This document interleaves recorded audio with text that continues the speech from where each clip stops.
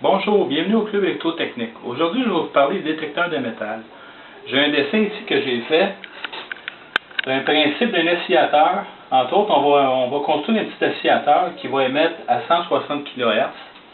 Le but de ça, c'est d'émettre dans un radio AM pour être capable d'interférer avec des métaux. Donc, si j'explique le circuit qui est ici, on se rend compte que le transistor qui est ici, c'est un 2N2219 de type NPN.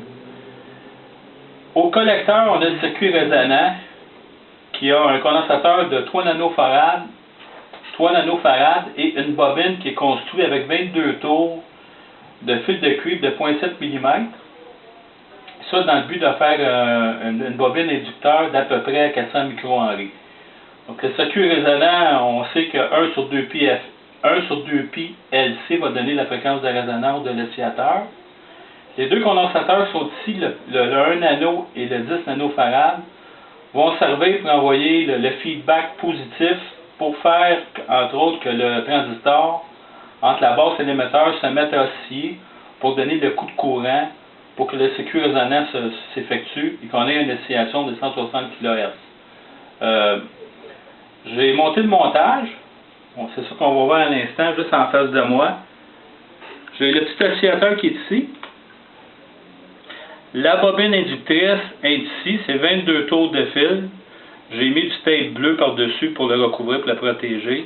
J'ai installé aussi un tuteur en bois pour être capable d'installer le petit breadboard qui est ici, où le montage est effectué dessus. Puis les batteries en arrière.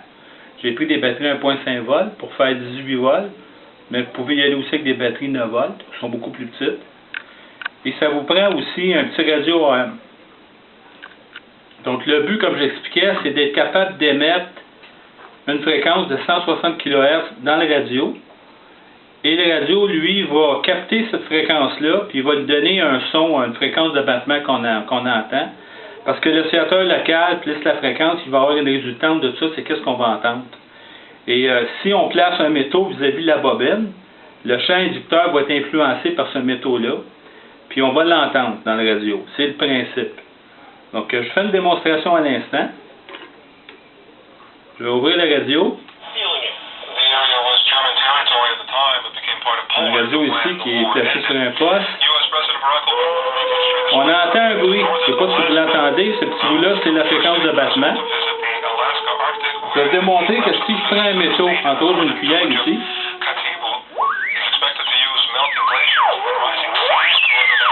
et là, on entend le bruit. La fréquence monte.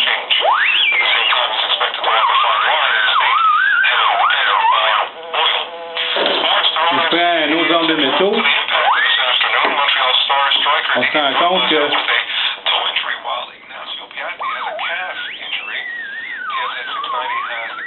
y a vraiment une interaction directe sur la fréquence qu'on entend. On peut y aller aussi avec simplement une pièce de monnaie. On entend la fréquence qui est beaucoup plus aiguë.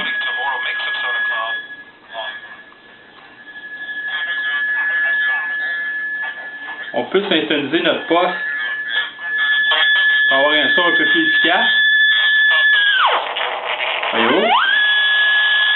On entend vraiment mieux. On voit l'interaction de la pièce de monnaie. Que je peux prendre pour montrer qu'il y a quand même une réaction qui est assez sensible. N'importe quel métaux va faire l'affaire.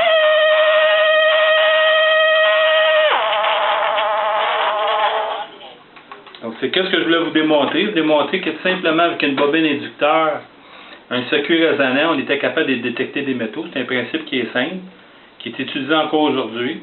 Puis pour des frais qui sont vraiment pas chers, on peut construire ce petit circuit-là. Essayez-le, vous m'en direz des nouvelles. Merci, à la prochaine.